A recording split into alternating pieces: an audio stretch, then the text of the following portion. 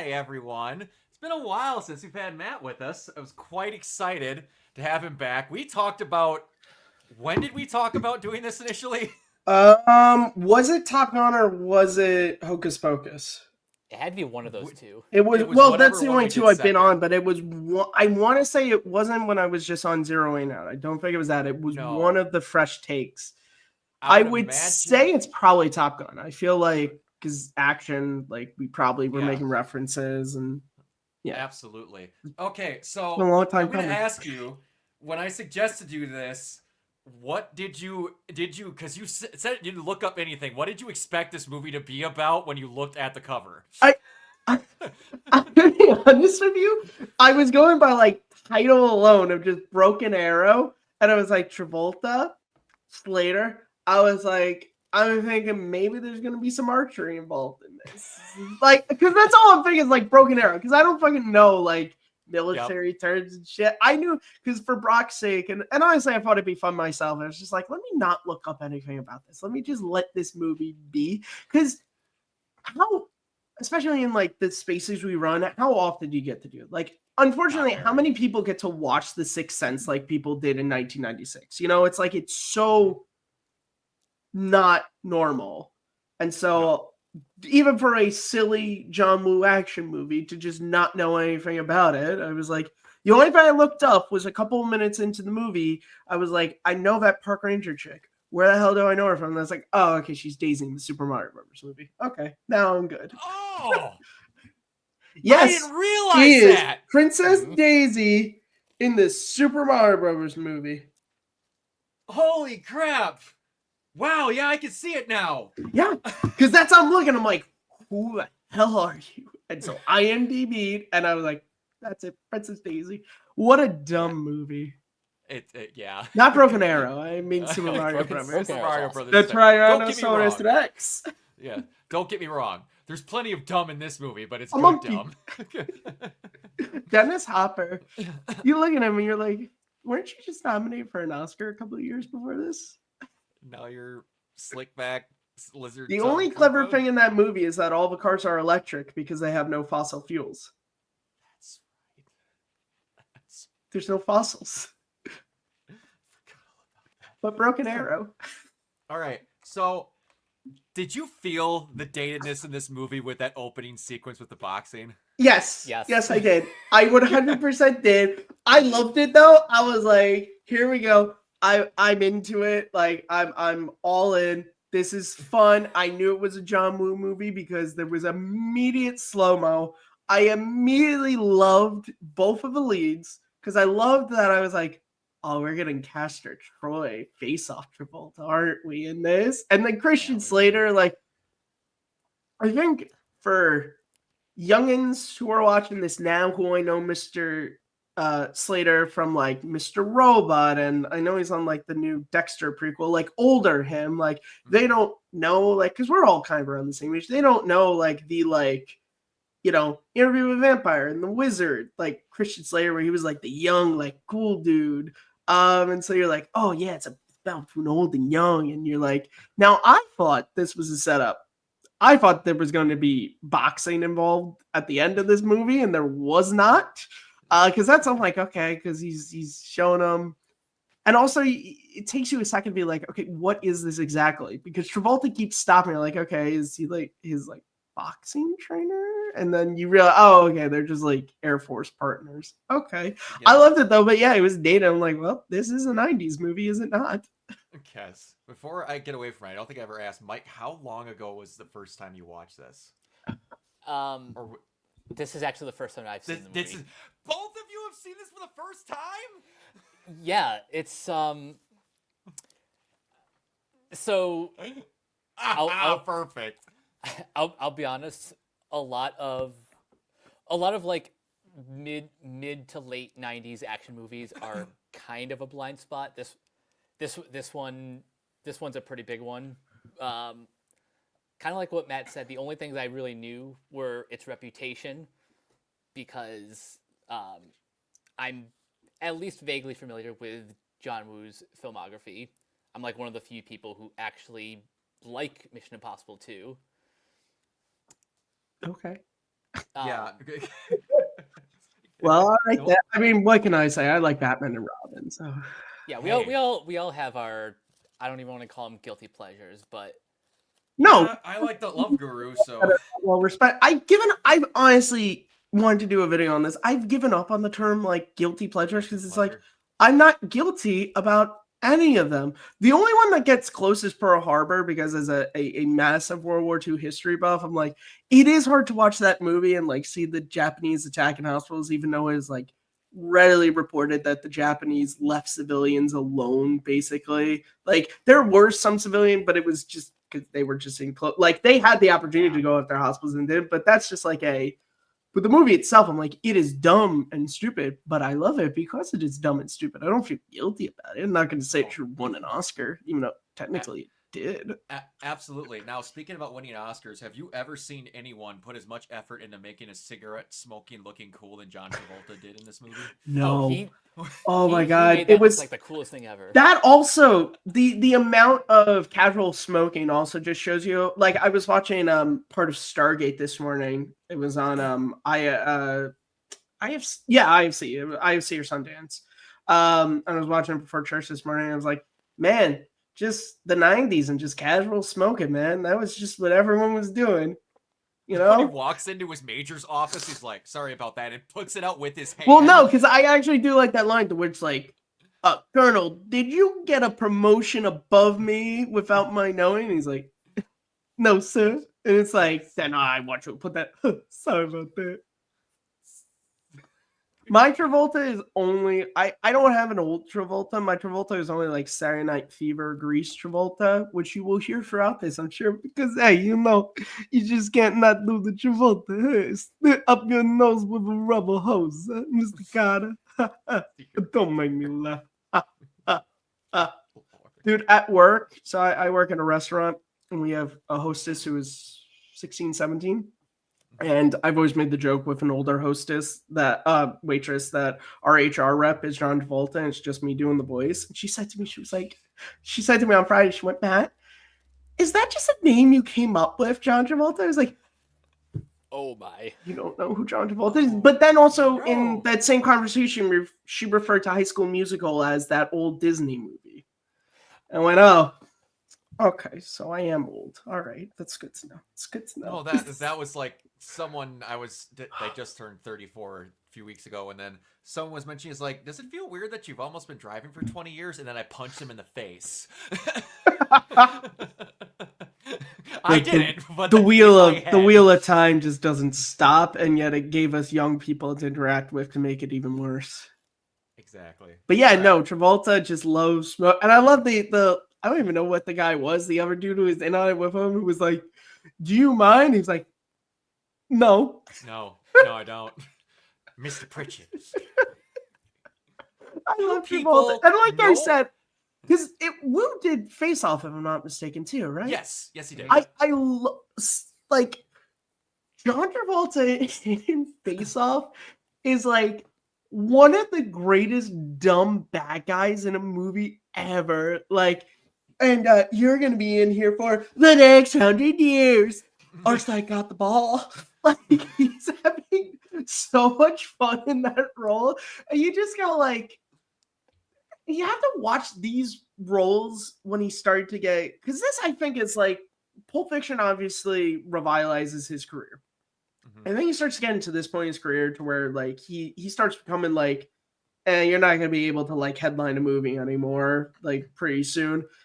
And he just starts getting weird. And it's so hard to think that like to show like a young person who only knows Travolta as like Adele Dazeem and like Gotti, and to show them like Grease and Saturday Night Fever and be like, no, this guy was like one of the coolest actors in the world at a point. Like it's just, it's hard to believe it. But this is why I It like is. his 90s era the most, because he's kind of walking that fine line between, in this movie especially, cool but also fucking batshit insane. And my favorite thing about this movie is he's just a guy who's evil. That's Yeah, it. you never get an explanation. Like Christian Slater brings up to to him and the park ranger of like, reasons why he might have done it, but we never get the speech. Like we never get the monologue of like, I did it because blah, blah, blah, blah, blah. Like you never get that. It's just like, I think you're just No, crazy. it's like I got passed up one too many times for promotion, so I'm stealing a nuke. Yeah. Like- it's so dumb, but it works. It does. It's like the Grinch. It's like maybe his shoes were too tight. Just maybe. Just maybe. Now, the first time I watched this, I don't know about you guys, but you're obviously much older than I was. And when I watched it originally, did you think that Kurtwood Smith was going to betray them in the beginning of the movie because he was kind of acting? Okay. So I saw Kurtwood Smith, and immediately I was like, Red, because that 70 show is like one of my favorite TV shows. But Kurtwood Smith is one of those where I'm like, it could go this way because Kurtwood Smith is just one of those actors who it's like, he's great, I love him, but it's like, I can see you betraying us. I also was a little bit more distracted at that first scene because once again, I was like, that's Commandant Spangler. Is this what he was doing before he lost his hand and eye? Is this how it happened?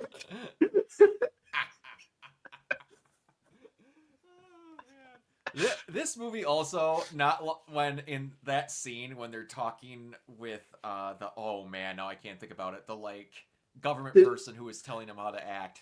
Blanking on his name. Wait, Giles? the younger guy? Younger guy. Oh, Yeah, Giles. the like Giles. diet. I honestly thought of him as like he's like diet John Cusack from Con Air. That's kind of what I was thinking about him as. Like someone saw Con Air and was like, we should have a John Cusack type guy in our movie. Except John Cusack's character was so much better because he has the line, "Did you need me to write it out for you in crayon like usual?" Oh, I love Con Air. Giles just have one of my favorite lines in a movie in this thing. Yeah. Though. Oh, I is don't know it? what's Is it? scarier, Wait, I using think I a know what it nuclear is. Weapon, or it happens so often that there's a code name for I'm it. like, that is a great line because honestly, if I was in his shoes, I would be like, it's a little bit more concerning that you have a code name because this had to happen more than once because code names exist to be shorthand for military people, which means this had to happen more than once to the point where you're like, we really need a code name for this, guys. And that's concerning. That's concerning. That when I watched it as a kid, I probably didn't see it for another 10 years. That line stuck with me. I didn't remember a whole lot of the other scenes or general plot points. I remember liking the movie, but like I was just quoting that with other stuff of like, that line was really cool. That was awesome. And everyone's like, I don't know, Broken Arrow. And then some people be like, Broken Arrow's that one movie that's got that soundtrack or that one musical stinger that's used in a bunch of other movies that people didn't realize. Oh, it's one of those. Is it like how the Judge that Dredd theme is like in a ton of different, like if you look up like Lost in Space and all this stuff, like they have the Judge Dredd theme. It's just like, I believe with that though, it's a part of like Jerry Goldsmith's score that didn't make it into the movie, but it's like, it's just Judge Dredd. The one of those that bothers me the most is the Braveheart trailer, and I love that trailer, but they use this speed music. And so every time I watch it, I'm just like, once they throw the sword, it's like, and I'm like, this doesn't, it fits, but I'm also thinking about Keanu Reeves and Sandra Bullock right now. Yes. Oh, right, 90s movies. 90s movies were better. Can the three of us agree 90s movies were better? They were. Absolutely. And I'm going to bring up one of the reasons why I love 90s movies because they don't do shit like this anymore. Howie Long is in this movie. And he was actually pretty okay. Was he the guy, he was the mustache? Oh no, he was the big. He was the heavy. Yeah, he's okay. He was the heavy. Okay. The heavy, like, what else has he been in? He's an NFL person. Oh shit. Okay. Yeah, he's an NFL player and personality. I was like, I don't remember you being in here. Like, what the hell? That was the other thing about like, I mean, 80s movies I think did that as well, but like 90s, I feel like you had way more like, and I'm not talking about like just the like. Yeah, they put Michael Jordan in Space Jam and Shaq and Steel. Like, I'm not talking about that. I'm talking about like where they would just be like, "Oh, you're a big imposing like football player. We're gonna cast you in this movie." Or The Rock, you're a big like wrestler. You're gonna be the Scorpion King. Like that was just a thing they did. Nowadays, you don't really get that anymore. They're kind of just like now it's almost like stunt casting is a lot more. How should I put this? Like punctuated. Like it feels more deliberate. Like you're gonna be in this movie, and Yeah, you're going to sell the it feels Yeah. less. It feels less like you're an actor who can possibly like do other things. To just like you're going to just play like terrorist heavies for the rest of your career. Mhm.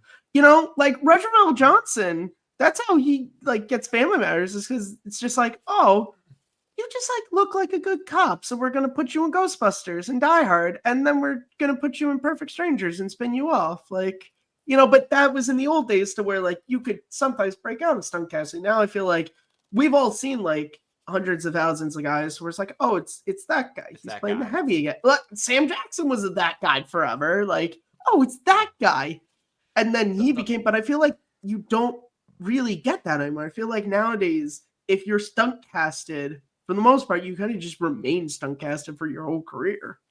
The last time I can remember an actual stunt casting in a very, very recent movie like this is Kevin Nash in John Wick 1. I've never seen John Wick, so I cannot comment.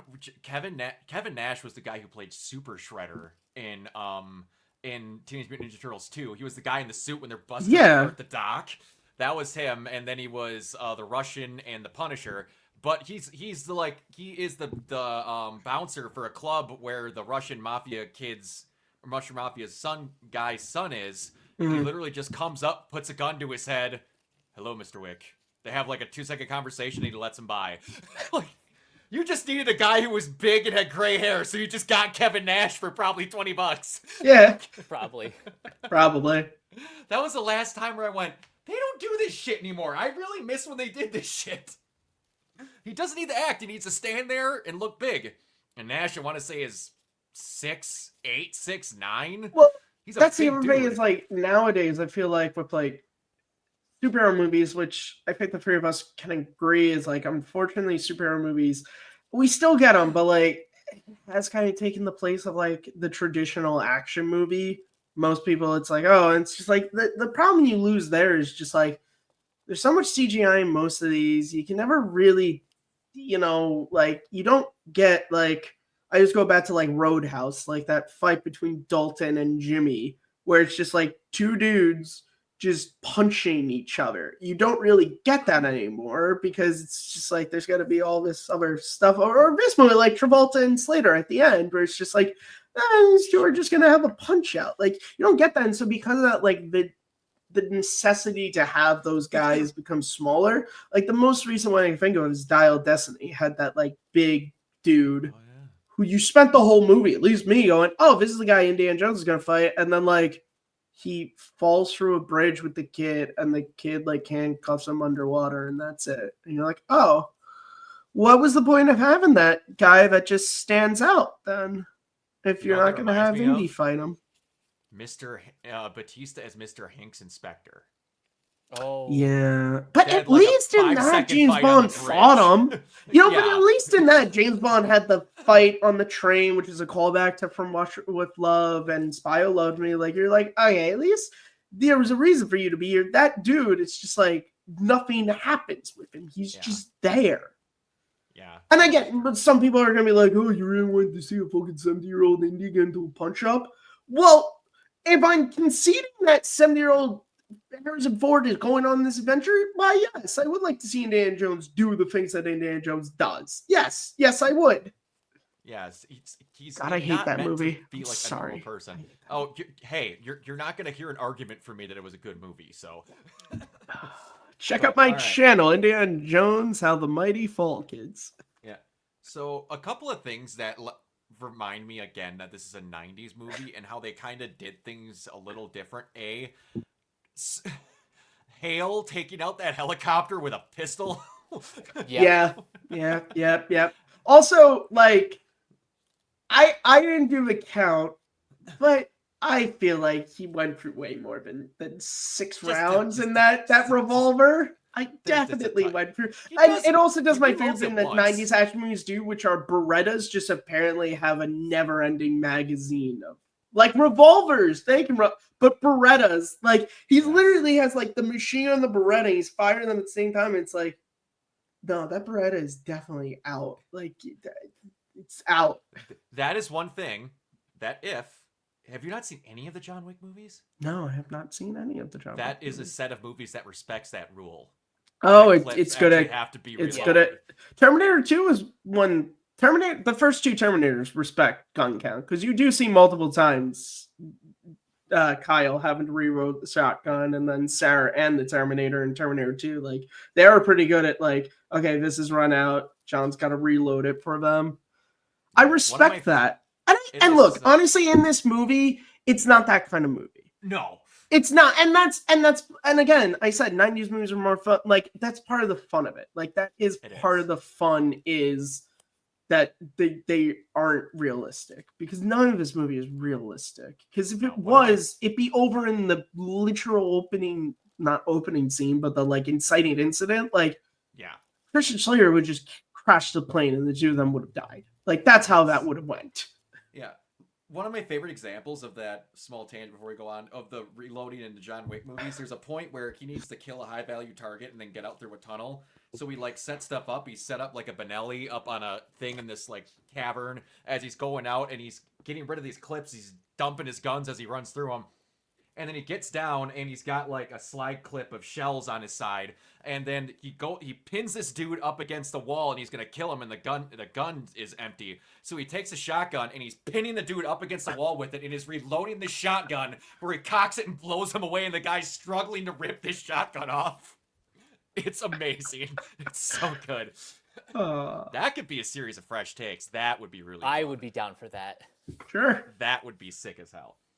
But also, they had a not damsel in distress, really kick-ass female lead in this movie, and I love Oh Yeah. yeah, Samantha Mathis was incredible in this. Yeah.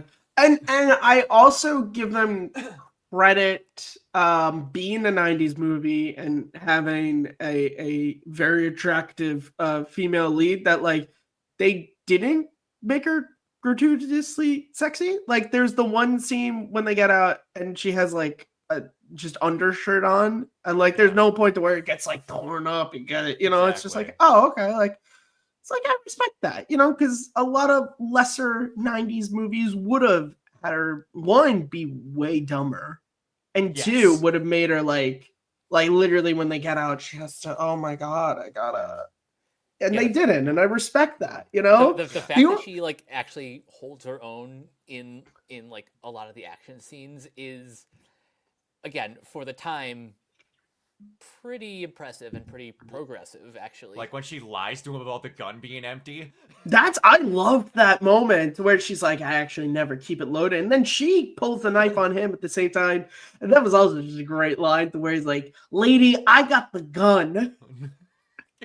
Yeah, no, but it was refreshing because action movies have always, since the inception of them, they've always had that trouble of like, well, what do we do with them women folk?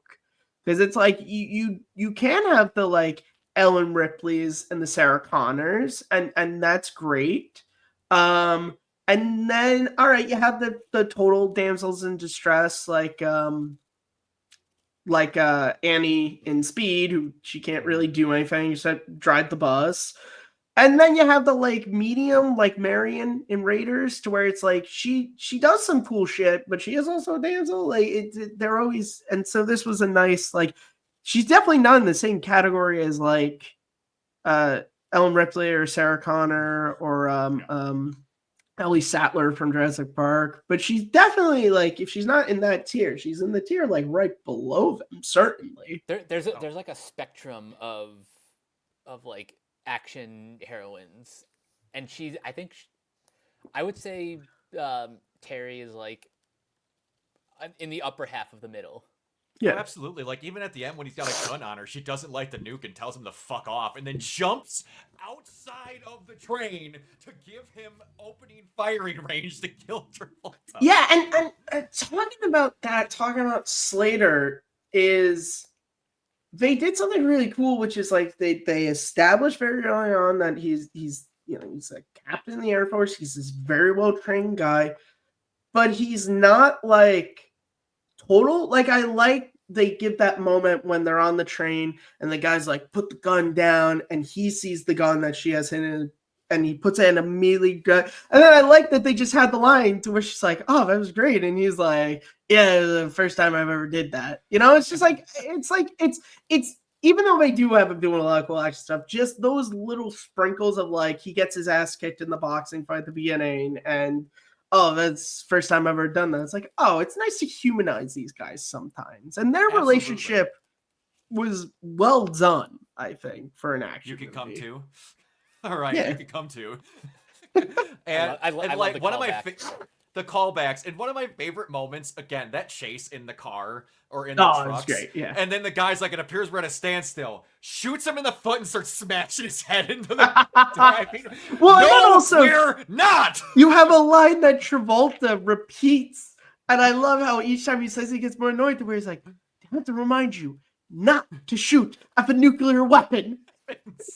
And he never throughout the entire movie, he's almost never screaming. He is like 6 steps below it. You can tell he wants to, but he says it for the last time, stop firing at the thermonuclear weapons. Weapon.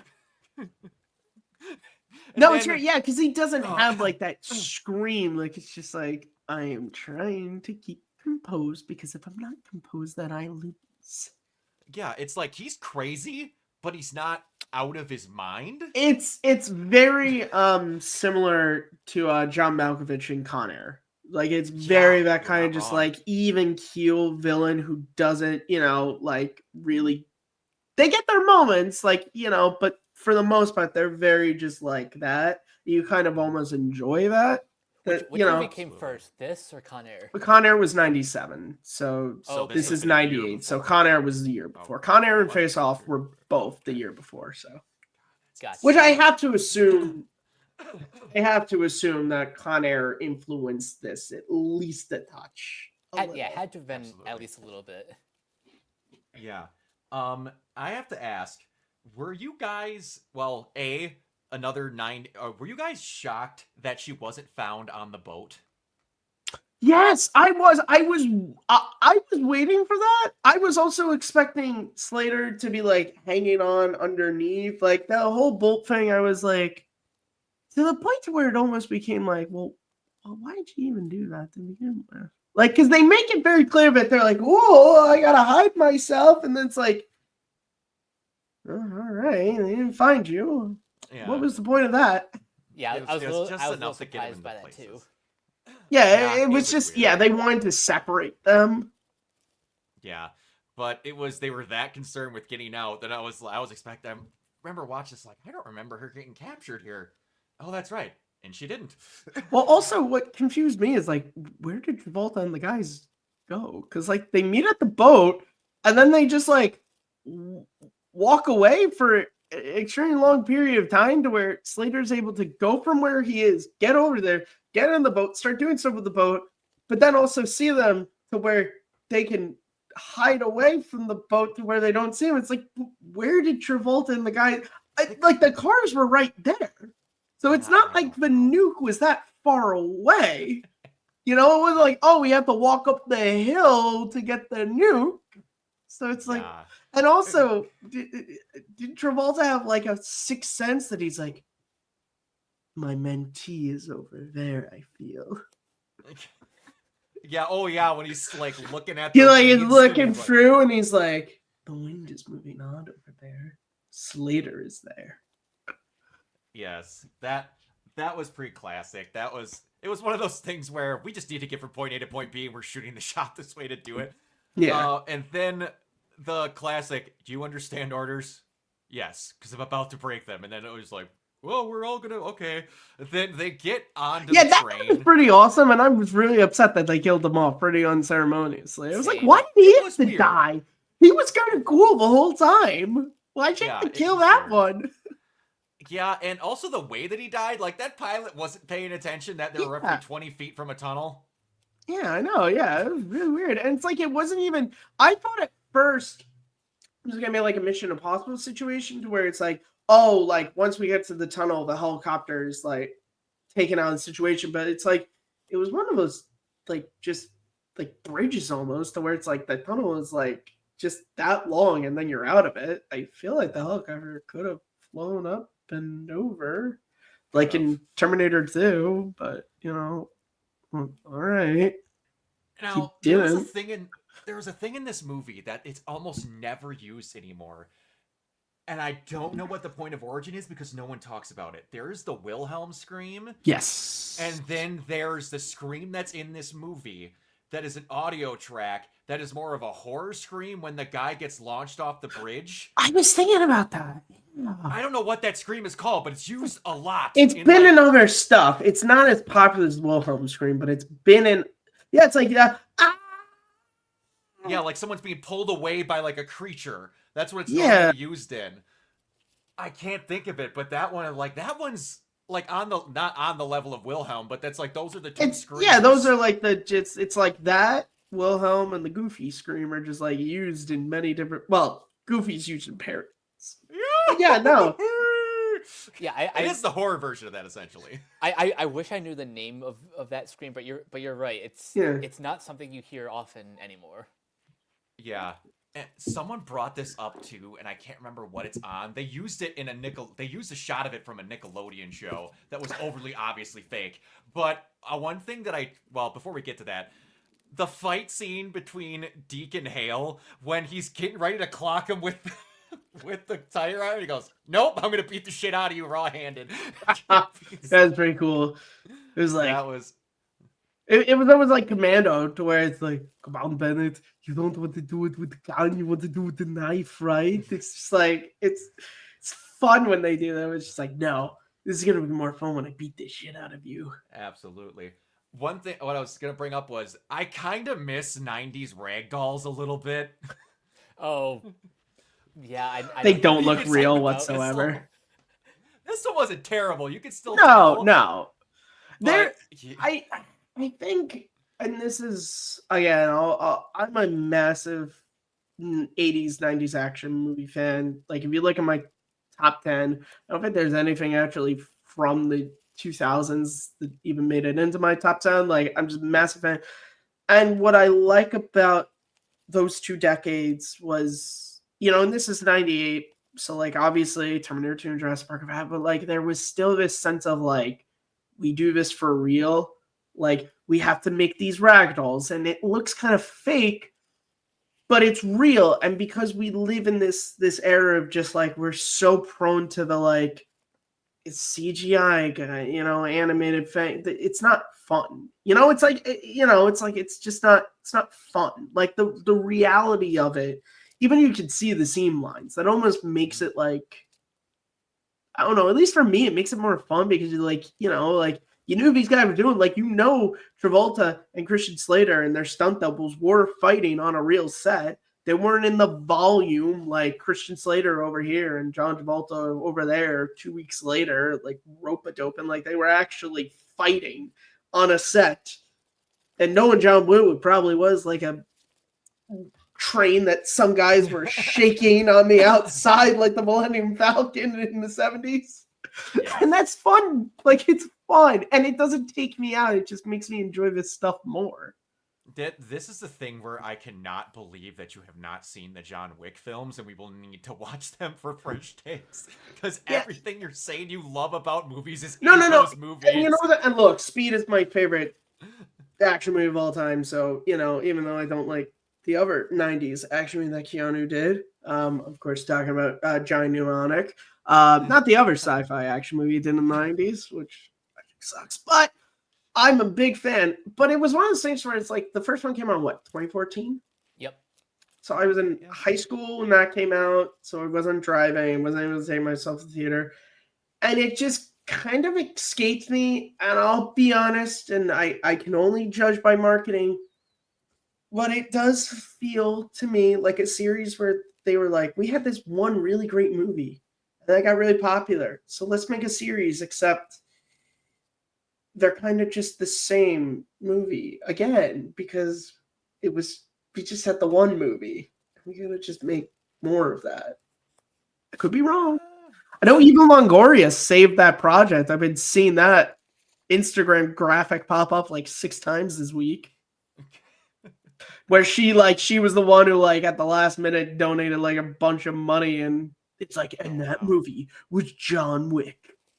Which I now do- I I just do want to make a love bunch when- of fake ones of that and put them out where it's just like, did you know that it like ones to where it's like it doesn't like so did you know that Orson Welles was running out of money before production of Citizen Kane, before production of his movie started in 1931, and Eva Longoria gave him $6 million. Movie with Citizen Kane. I want to just start throwing those out.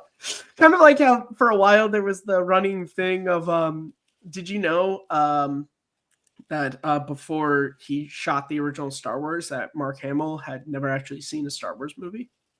I thought those It's are very my rare in favorite. these days, Those are my but these favorites. franchise. I just love that. It's like, did you know that Mark Hamill had never seen a Star Wars movie? Those ones are my absolute favorite. And the I thing love is those. like that's for a specific kind of movie fan who understands that, like, yeah, it's because there wasn't a Star Wars there movie. wasn't That's why it's any. funny, Anti-humor jokes to me are some of the best shit ever. If you do it correctly, like one of my kids at my youth center when I was a youth leader there was like, "Hey, do you know what's brown and sticky?" Like, no, what? A stick? Well, that's Oh. like one of the ones I like to do is do you know why Michael J. Fox makes the best milkshakes? Because he buys the best ingredients. Why? What did you think I was going to say? More I of a was joke waiting is up that like- of like, where did your brain go, huh? You was waiting up sicko? Where did How is your he brain not go going on to that say one? I was like, how is he going to avoid the joke that he's supposed to make? Say the other one. And I was like, buys best ingredients. Got it. I do Okay. have to say, every time I make that joke, I always just think of that episode of Kirby Enthusiasm that Michael J. Fox is on. It's one of the funniest things in the world, where he gives Larry Larry draws a Hitler face on a magazine, but the guy he does it on is Michael J. Fox's father-in-law. And so he's like, oh my God, he's coming over. He's like, he gives him a Coke and it like splurts all over him. And he's like, did you shake that one first? He's like, Parkinson's. And then throughout the episode, Larry's like, he shook it up on purpose. And they're like, he has Parkinson's, right? Parkinson's. It's also one of the few times you hear Michael J. Fox did something curse because Larry keeps like trying to say, he's like, what do you want to say, Larry? I'm hanging on every fucking word. And it's so fun. That's fantastic. It's a good. I implore everybody to go and just look up Michael J. Fox Curb Your Enthusiasm. It's if you're a big Michael J. Fox fan, it shows how like just funny of an actor he is. But it's also sad because it reminds me just like Yeah. if he did not get that disease, God, where would his career be right now? He- Because the 90s, he would like Spin City was such a like he won, I think, like 3 Emmys for that. Mhm. Oh, And you're wow. just like, dude, the trajectory of like that show's trajectory is totally different if he keeps going. Yeah. And then what he would have done after the success of Spin City, you're just like, Yeah, the sky's the limit. All right. Watching this, not knowing a damn thing about it, how did you both enjoy this? Mike, go first. I honestly just loved it from start to finish. I think the main reason why this works as well is the first scene that introduces the dynamic between Deke and Hale. Without that, everything else kind of falls apart because you need to establish both the rivalry and like the, well, I'm not sure if it's genuine, but the genuine friendship that they have before the inciting incident where they have the fight on the plane and then just everything goes from there. Yes. Matthew. yeah, I think I enjoyed it immensely as a big fan of 80s, 90s action movies. Now, mind you, is this now like in my top 10? Probably not. But this is definitely going to be one of those movies I feel like if I again go to the library and I'm perusing and I'm like, let me watch Broken Arrow again. It's like Face Off. Face Off is one of those dudes where it's like I don't totally love it, but it's sure a movie that I have moments that I think of, and every so often I am like, let me throw that one on. And yeah, I liked it. I liked the beginning with the boxing thing. I always like when movies can do callbacks like that in a smart way that isn't like bang you over the head. Like I like the whole thing of like you get the St. Jude's thing, and then at a point Slater is thinking back and is like, no, he's trying to rope-a-dope us. Like he wants us to think this is what he's doing so he can do something else. You're like, okay. And yeah, the camaraderie, like the whole money thing of like, no, take it, no, take it, it's yours. I took it when you were in the shower, and like whatever. And yeah, I like that. Like, I immediately knew he was going to be the bad guy, but I also like how John Woo did that shot where Travolta turns to Slater, like right before he pulls out a gun to shoot him in the head. Like it was fun, and we already talked about, the park ranger. She was a good character. She was a good, not quite damsel in distress. I like Travolta in it. I like how he just didn't give a shit about how many people he kills that one dude just because he's annoying. He just smashes him with a freaking, and then he has that monologue where he's like, I've never like killed anyone. I've dropped bombs on them, but I've never killed anyone. It's pretty fun, I gotta be honest. Like you're just like, God, you are just a sick person, aren't you? Mr. Pritchard, would you please exit the vehicle? And again, I like how it this is in a post Last Jedi world. The term of subvert your expectations has become like a dirty word, but like the idea of like, you think Slater's got it to where it's like explain like, I know what I'm doing. Like they set it up to where if you punch in the wrong thing, like it's gonna, when he's on the thing, and then it's like punch, and then it's like, oh yeah, I thought of that. You just armed a nuclear weapon, and you're like, oh, because that does a very good hero villain thing in movies of like, you establish that your hero is smart. You establish that he is smart, but then you also establish that the villain is a little bit smarter, because in what world do we want to watch the movie to where the hero is better than the villain? Because when there's no fun, like in the original Star Wars, it would have sucked if Luke Skywalker was like 10 billion times better at everything than Darth Vader. Like, who wants to watch that? That movie would be awful. All it takes is for the villain to be one step ahead of the hero, because that and it creates doesn't stakes. And it doesn't have to detract from the hero. The hero No. doesn't have to falter just because the villain is a step ahead. And I think that's something that newer movies, and again, just came on the start, I think that was something in Force Awakens and Last Jedi that they lost with the Rey Kylo dynamic, because it almost was like, to prop up Rey, we have to make Kylo look stupid. And it's like, but you don't have to do that. This is a perfect example. Like, you've established that Christian Slater as your hero is smart and is well-versed and knows what he's talking about. Oh, but at the same time, we've also established that John Travolta is a little bit smarter. So we see that there is going to be something to overcome. And they do it in a smart way to where they both have military training and their smarts are based off that. It's just he's been in it for longer. He's been in it for long, so he just knows more. There's you can only be taught stuff from a book. You can only be taught so much stuff from a book. Some of it is just from experience. And Travolta has definitely been in the Air Force obviously a lot longer, and so he just knows these things more. Yeah, and again, like, even in the opening boxing scene, they established that Travolta is a little bit better with the, look, you're not even paying attention. I'm moving, you're looking at the wrong place. Mm-hmm.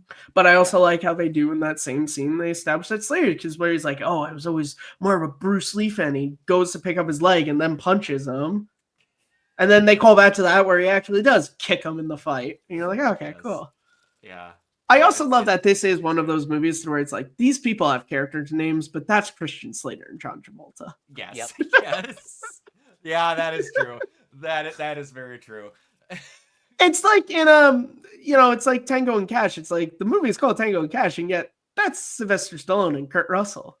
Gun to most people's heads, they wouldn't be able to tell you who is Tango and who is Cash. But also, who cares? In this movie, they go even though Sylvester Stallone is Ray Tango and Kurt Russell is Gabriel Cash. So some of us know. So no, yeah, it was a thing where I'm glad we got to do this, and I'm going to be really honest. Hard Target and John Wick are going to be the next things in the in the plans. Yeah. Because I'm genuinely curious to see how you feel about those John Wick movies. Yeah, I'm glad we got to do this finally. Mike, where can everybody find you? You guys can find me on various social media sites at Captain K42. You can check out my quick thoughts on letterboxd.com/CoachK42. And you can follow Renegade Pop Culture on Facebook and Blue Sky at Renegade Pop Culture. You can also check us out here on YouTube, on Podchaser. Consider supporting our Patreon at patreon.com/Renegade Pop Culture. Listen to all of our podcasts on Spotify, Apple Podcasts, or wherever you listen. And last but not least, everything can be found at renegadepopculture.com. You need to escape, so do we. Matt? You guys can find me on Twitter at Kearns_Matthew. You can find me on Blue Sky at KearnsMatthew, because heaven forbid you allow me to use a symbol so that it could just be the same thing everywhere. You can find me on Not allowed YouTube. to use underscores on Blue Sky? At least not when I signed up for it. Yeah. Because I'm like, yeah, that'd be way too difficult for me to just be like, hey, it's... I mean, mind you, if you go to type in Kearns_Matthew on Blue Sky, it won't let you put that in, and so you'll still get to me. You can also find me on YouTube in two places. Matt Movies 611 on YouTube. That is my own personal YouTube channel. It's where I do a lot of my in-depth pieces. I have my most recent video is on my top 5 1980s action movies, which is where it was not just my personal list. It was what I tried to say are the top 5 movies of that decade. I have a video I'm working on right now, which is going to be the sequel to that, which is 90s. Also videos in the works on the original Star Wars movie that I'm scripting. And I'm also going to start a script on Saturday Night, the Jason Reitman film. And the title of that is Saturday Night is Inspiring, which I'll get into in that video, but I love that film for a lot of different reasons and fires it re-stoking me. You can also find me on WordPress at Matt Movies 611. That's where I do a lot of write-ups and things. I'm going to be trying to write more on there this year. My most recent article was on Iron Man 2 and sort of reevaluating it all these years later. And then you can also find me on the YouTube channel Take 3 Productions, where I do 2 shows. The first is a video essay series called Second Look, where I take a movie that I love that I think is either overhated or not talked enough about. Films that I've done on there are things like Star Trek The Motion Picture, Dick Tracy, Moneyball. I'm working the next episode in that series is going to be on Jaws 3. And then I also host a podcast with my buddy Abe Flores called Simple Tricks and Nonsense, which is where we get on StreamYard and we hit go live and we just see what happens. Sometimes we have very intellectual conversations about the Oscars and our top 10 films of the year. And then other times we just talk about random nonsense and we say the C word a lot. Oh, jeez. C-O-C-K, not the other one. Okay, I'm Yeah. waiting. I'm like, he's going to clarify it. I clarify. I don't want to say it on your channel. I don't know what your channel is like, or else I would say it. You would have been okay. Yeah. The Oh, one so you we say like would've this. We been go, fine. Gok, and Abe yeah. loses his freaking mind every time. We're like children with that. We literally will just do that and just start laughing for like 15 minutes. It's so much fun. It's a bit on hiatus right now because Abe got a new job and he's just trying to figure out, because I'm East Coast, he's West Coast, so obviously timing isn't always perfect. But once we can get episodes back up and running this year, we will. Even though like we get like 3 views, we don't care honestly at this point. That's all I care about. We just hope somebody who watched Rankum clicks on it and just, it ain't Rankum. Oh, I watched Rankum. That's Malcolm's show, but everybody watches Rankum. Everybody does. Dude, we did like a 5-year anniversary stream for Take 3, and we had a bunch of like guests on, whatever, and talk, and we were like, oh, what's your favorite? And everybody's like, oh, Rankum. I'm like, yo, are you kidding me? We do other things on this channel aside from Rankum. Meanwhile, I'm like, I spend like 3 hours minimum on my videos. No one here can mention Second Look. Okay, thanks, guys. It's okay. Arnold came in and he talked well of me. I'll tell you guys off air what he said. He's always very nice to us. Well, that's good. Nice. Yes, it's so fantastic. I love it. The Broken Arrow, John Travolta. You know, I was supposed to be in that movie. I was supposed to play the Christian Slater role. But you know what the problem was me and John Woo, we got to do. I just see what around there. I did Woo and do. We get into the like airplane, but that was too tall. I was too tall, John Travolta is a very short man, so he could fit in the plane, but I could not fit in the plane. It was quite upsetting. It's very upsetting to me. I thought you were about to say he was going to play the nuke. Yeah, I thought about it, but I did stunt casting. I didn't want to get stunt casting for the rest of my career. Typecast With as the nuclear nukes, weapons. I didn't want to do it, But it would have been Oh. super fantastical. Speaking of one last thing that I forgot to mention during it, we mentioned the lack of doves in this movie. Yeah, where were my doves? I honest to God thought they were going to name the nukes Dove 1 and 2. That would have been perfect. I said it off air to these guys. When Travolta gets hit by the nuke, I thought, boom, the doves were gonna just come fluttering out. Why butterflies? Why couldn't it have been doves? Why couldn't it have been doves after the nuclear explosion, John Woo? Why? And here's the thing.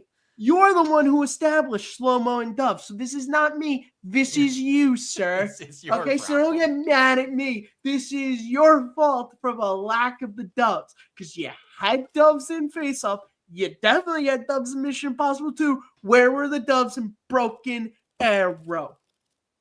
Broken Arrow 2 will have many doves somehow. That's it. Broken Arrow 2. 36 The years doves. later. All right. You can find me everywhere at Organoid Zero, mainly on Twitch and YouTube. And if you're into cosplaying and such things like that, you can check out my Instagram, also at Organoid Zero. Until next time, we will see you all later. Bye.